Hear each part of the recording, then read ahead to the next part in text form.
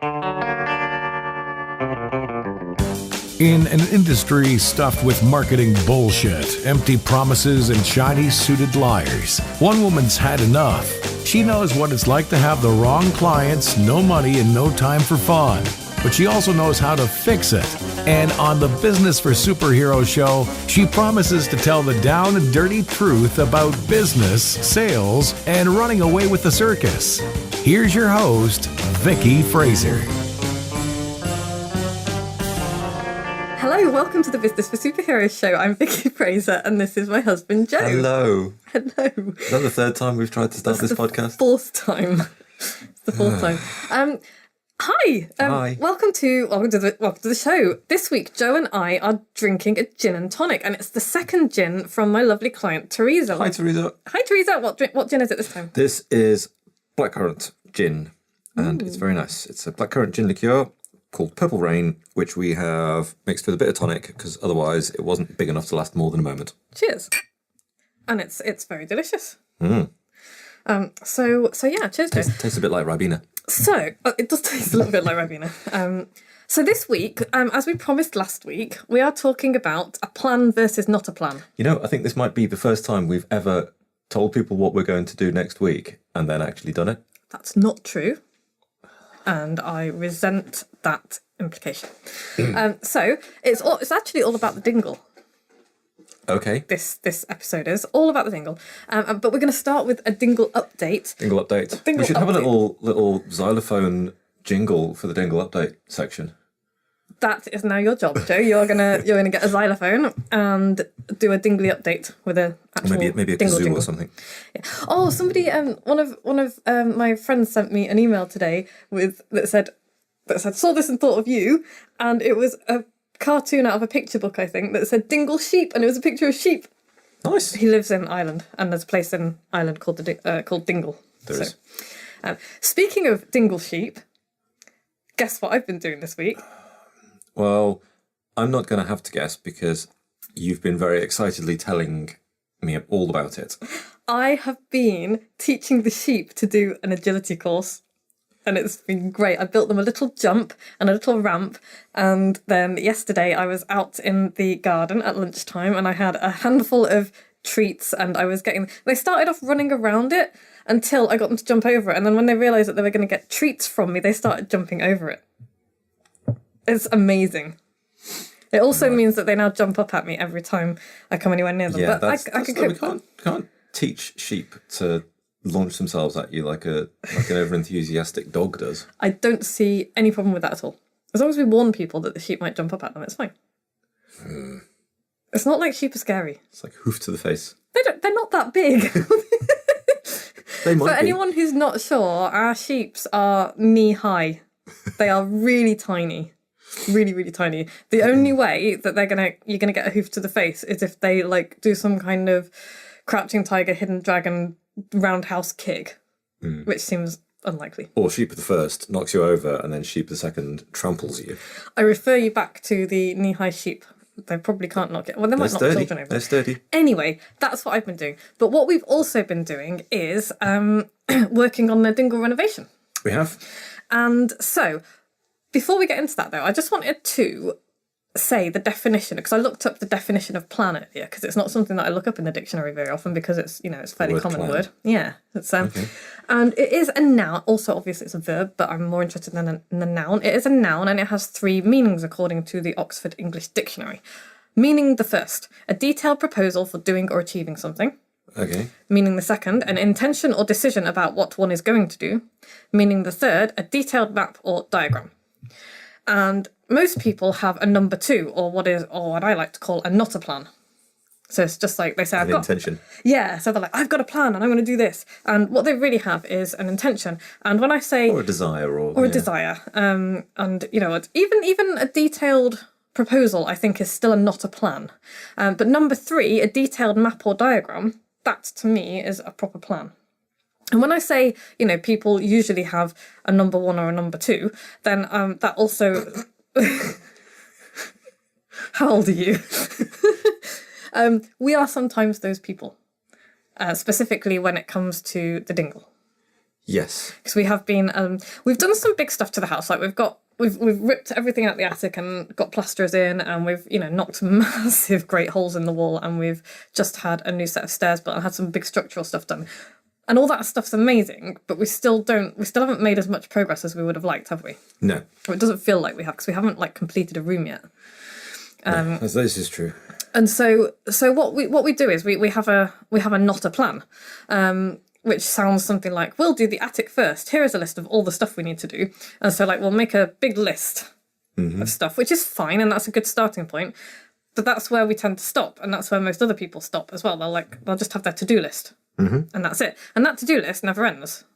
It's a bit of a problem, and it's quite soul destroying, and and also the other problem is it's overwhelming. So you've got this big list of stuff that you need to do, but no real order of when to do it or actual time set aside to do it. And that's been a big part of our problem, I think. We seem to have spent a lot of last year faffing, and we could have spent quite a lot of time doing a lot more wall panel plastering and, other stuff to the house that we just didn't do. We have flurries, don't we? We get to the end of the year, it's like, oh shit, it's getting cold, we better knock a hole in the house when it's getting cold instead of doing it in the spring. It's true. And so what we've now done, or what we did between Christmas and New Year, wasn't it? We sat down with our calendar and we had a look at all of the weekends that we're not away or, Otherwise engaged. We haven't booked our holidays yet, but we can fit those around. So for the next 12 weeks, it was only for the next 12 weeks, we looked at when we are at home, basically, or doing nothing. And we have set aside all of those weekends as Project Dingle weekends. And we have written down exactly what we're going to do each weekend.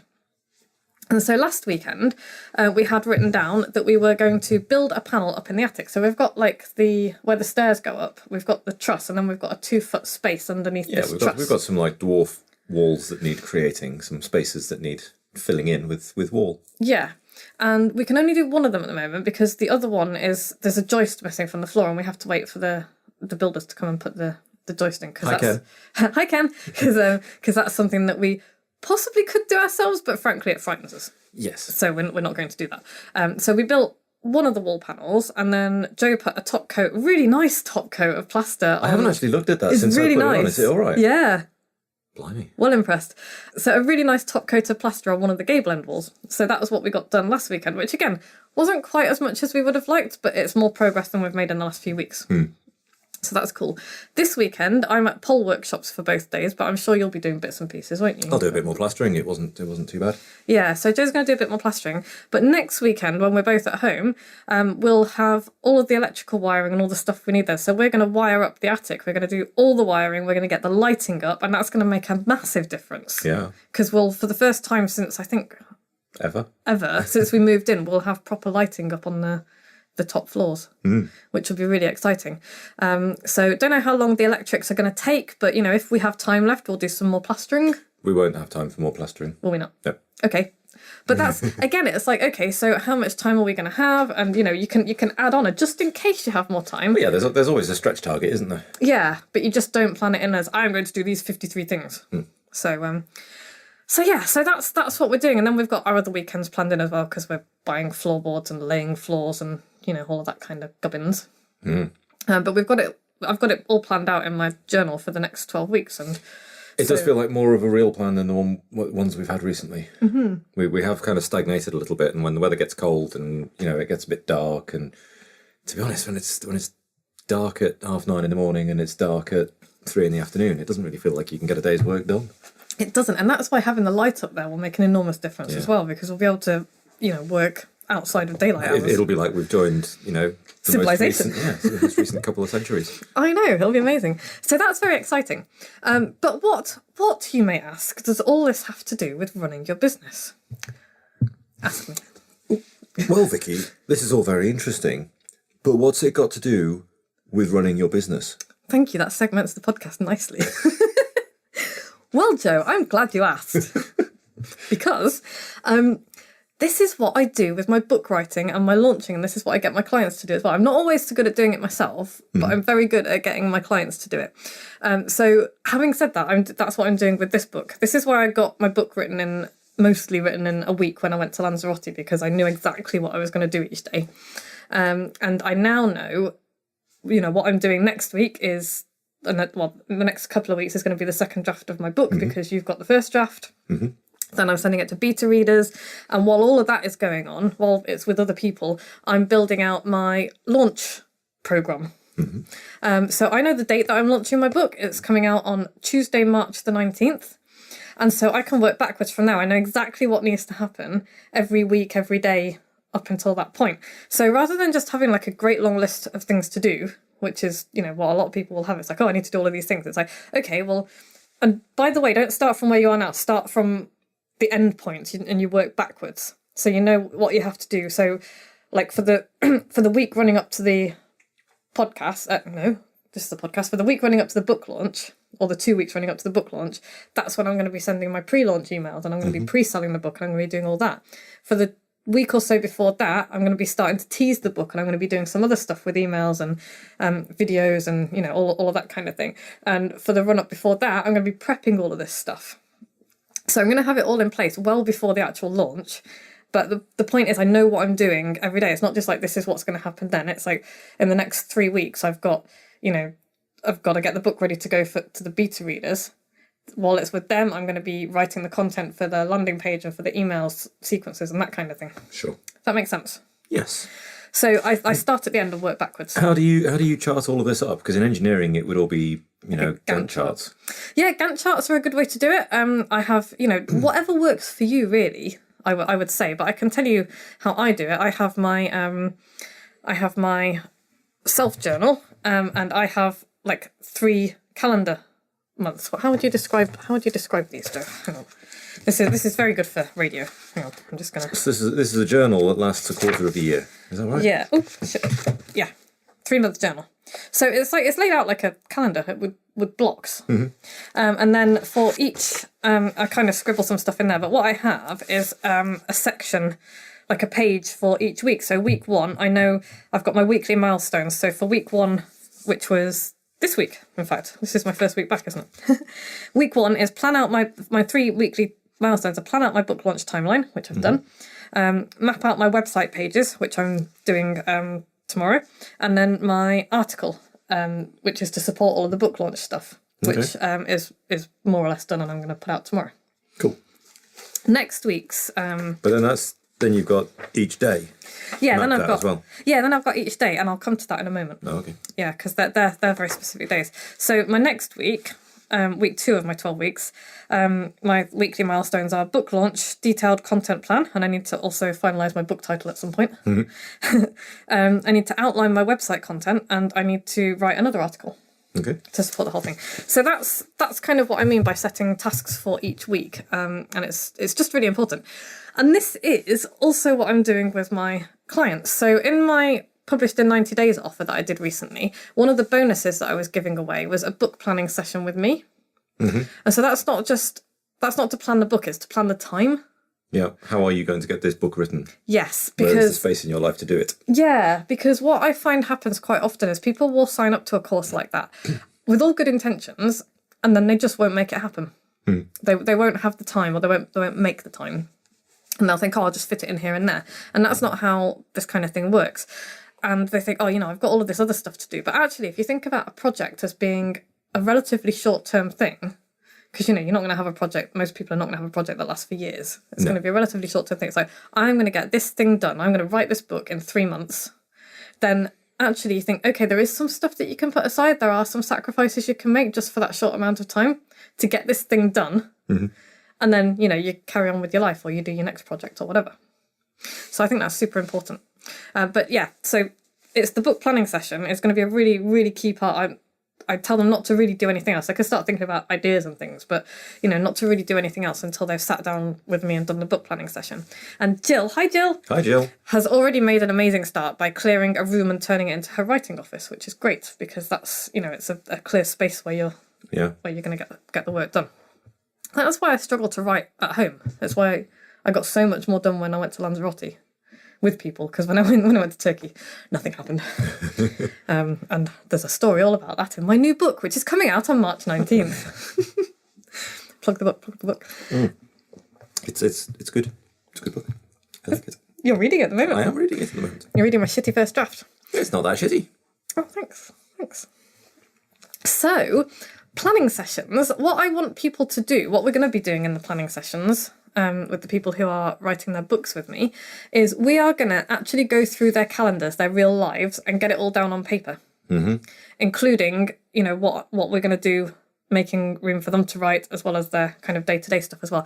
And it's really important that they do this, because if it doesn't work on paper, there is no way it's going to work in real life. So it's no good kind of just writing down a list of things that you're going to do in a day and hoping it'll work. You have to block out the time, because otherwise, I can tell you now, it's just not going to work. So I've got a plan for everybody listening. If they've got a project that they want to get done, or if they want to write a book. If you want to write a book, by the way, go to vickyfraser.com/published in 90 days and get your mitts on my book course, because it's amazeballs. It really is. Oh, back it up, because otherwise it's just me saying it. Well, it is. It's very good. It is. I'm nodding. I'm agreeing. Okay.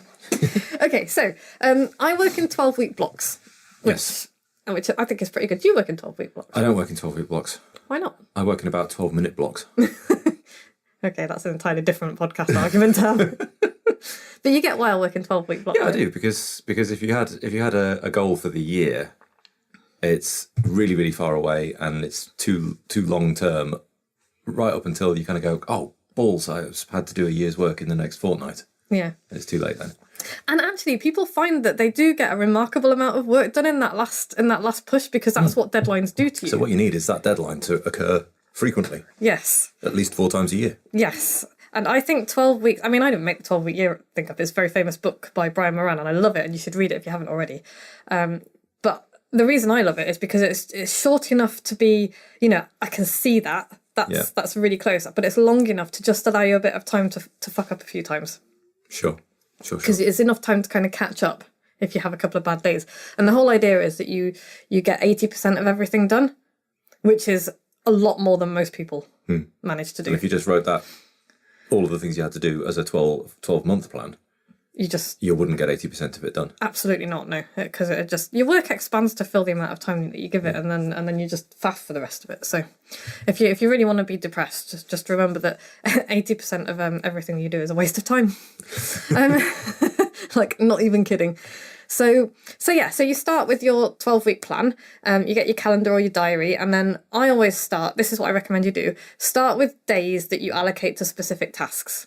So the way I break my week up is that Mondays are absolutely sacrosanct. They are my days for my business. If anyone wants to book a call with me or a meeting on a Monday, it's not going to happen. Mm-hmm. I don't care who it is. I don't care if it's the bloody Queen. Even Drayton Bird doesn't get to see me. Hi, Drayton. Hi, Drayton. Oh, it'd be so cool. Oh, I can't say anything yet, but at some point I'm going to. Okay, so Mondays are my days. Wednesdays are dedicated to my superheroes and my coaching clients. Mm-hmm. And Tuesdays and Thursdays and Fridays are client days, private client days. That's when I work on my private clients' work. And if your client work is taking up any more than 4 days a week, then your priorities are wrong. Yeah. Because your own business will fail. Because you need to be spending time on your own business. So what I used to do was put aside the first couple of hours of every morning, but actually I found that I can't work like that. I can't. It's bitty. It's too chopped up. It's too chopped up. Yeah, I really need to dedicate a chunk of time to my specific stuff. Some people are very good at doing 2 hours in the morning. Mm-hmm. If that works for you, then that's fine. But it's an experiment, isn't it? Like marketing should be. Your marketing budget should be an experimental budget. You spend the money and you see what works and you improve it. Yeah. Same way with your planning. You try a method.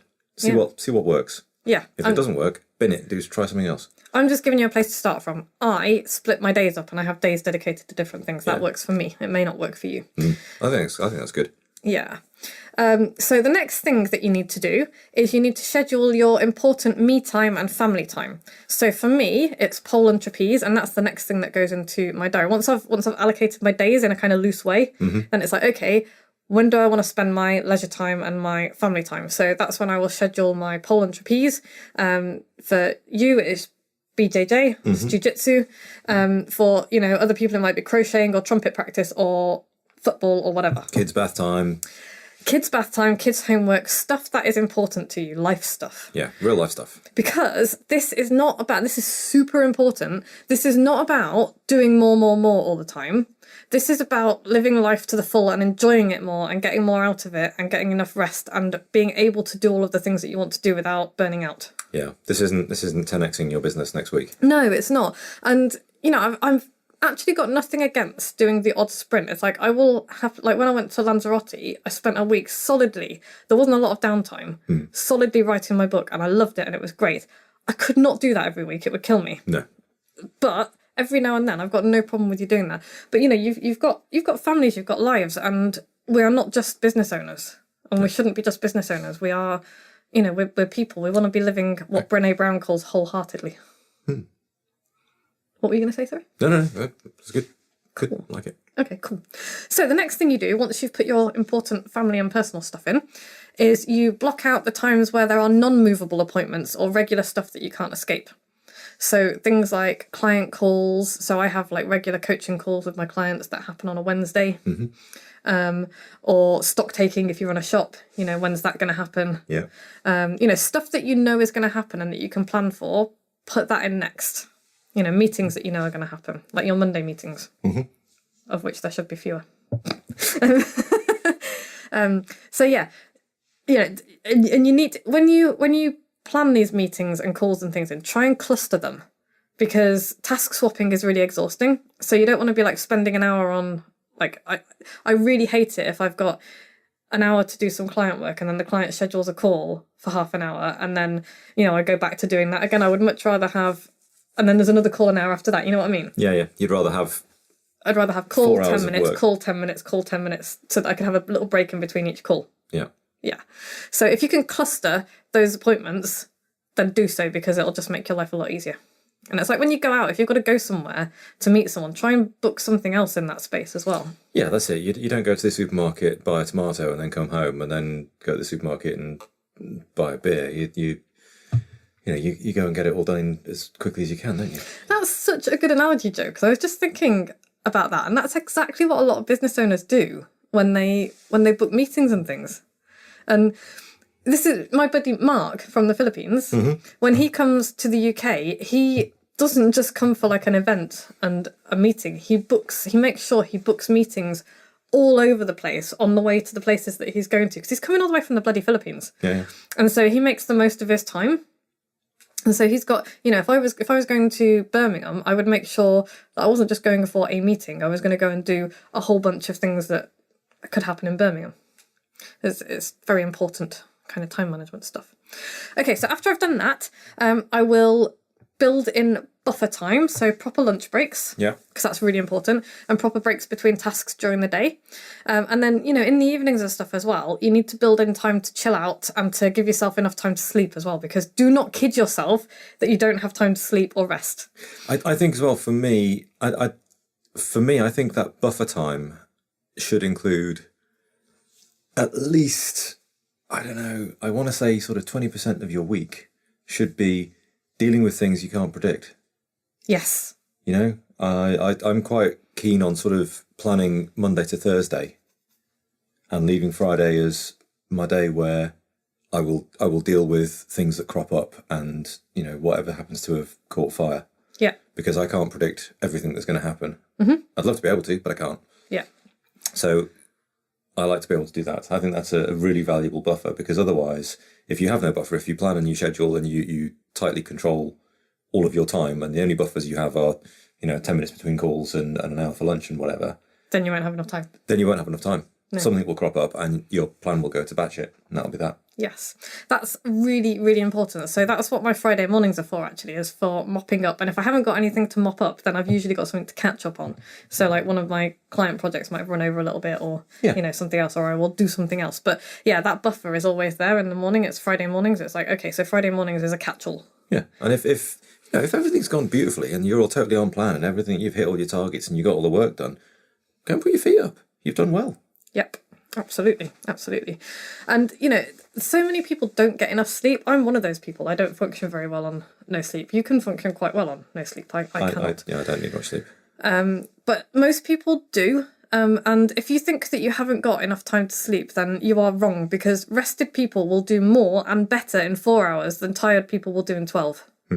And so, you know, if you're thinking, oh, I need to get this thing finished, you will actually serve yourself and your clients far better by going to bed and getting a decent night's sleep, because you'll just do more and to a higher quality the next day when you've had a good night's rest. Yeah. And there are studies to show this as well. There's studies to show that being really tired is actually worse for drivers than being drunk. Yeah. Like, it's more dangerous. I mean, we kind of have an unwritten policy. If we're doing site work in somebody's factory and we get to, 4:00 in the afternoon, we've probably, been up at, let's say, 5:00 in the morning. We've probably driven a couple of hours and then we've worked hard.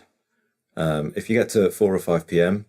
and you're thinking of pushing on through, it's not worth it. It's not worth it. Whatever you do at that point, you're going to be redoing in the morning anyway. Yeah. That should not be an unwritten policy. That should be a written policy. It's like you talk to software engineers. They'll never commit or compile a software on a Friday afternoon.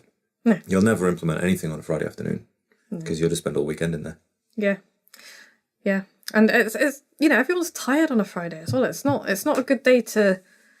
Friday, I don't think is a good day to do anything of kind of groundbreaking importance, because it's not a time for doing precise stuff. Put it that way. No. Consequential stuff is not for Fridays. Yeah. So we're 25 minutes in.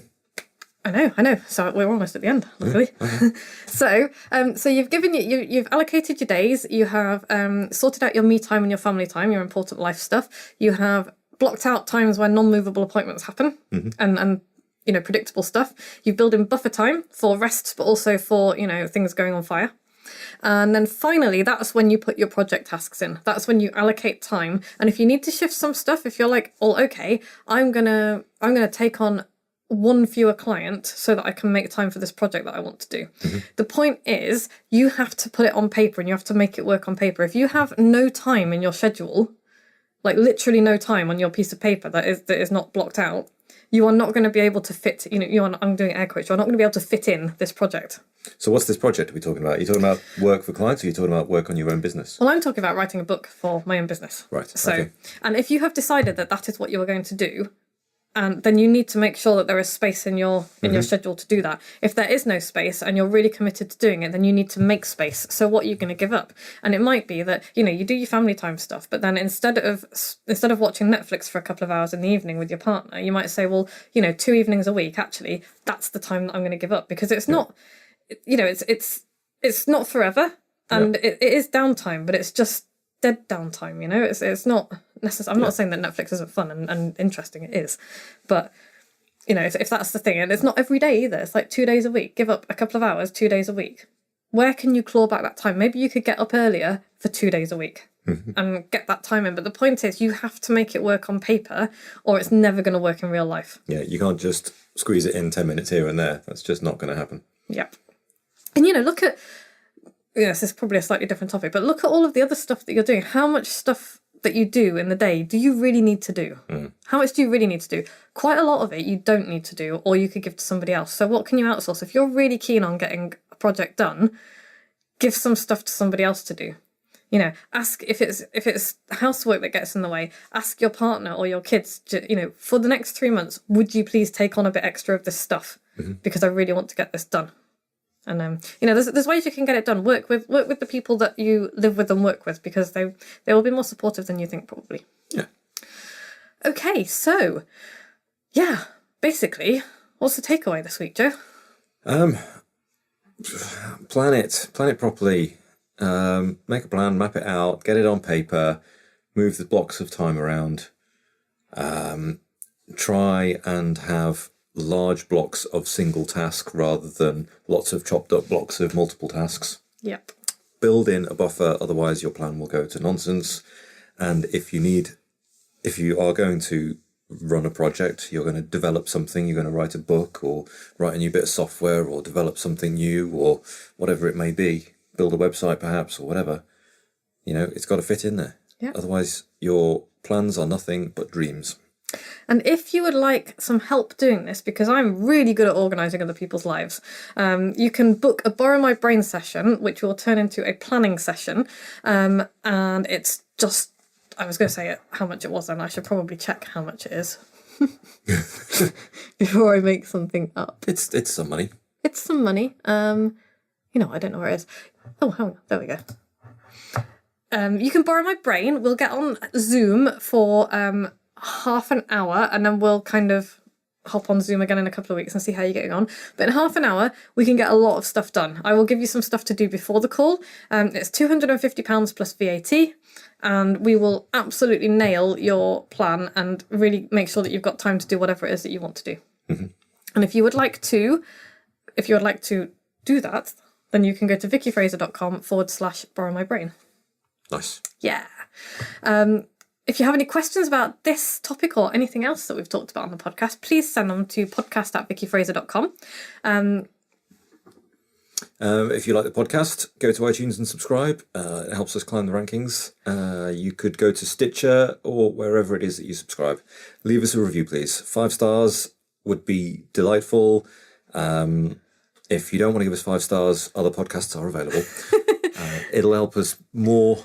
It'll help more people find us, and it'll help people to laugh and learn and develop their businesses and live better, slightly less cash-fraught lives and have more fun with their businesses. Yes, it will.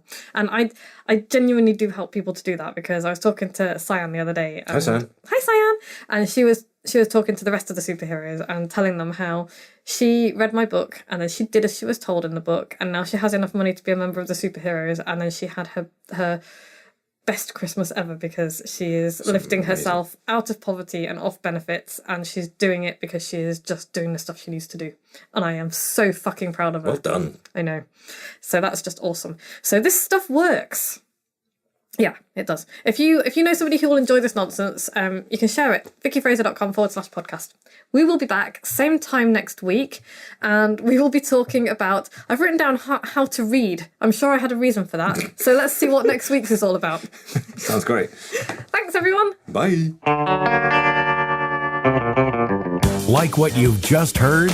Tell your colleagues, tell your friends, send them to www.businessforsuperheroes.com/podcast.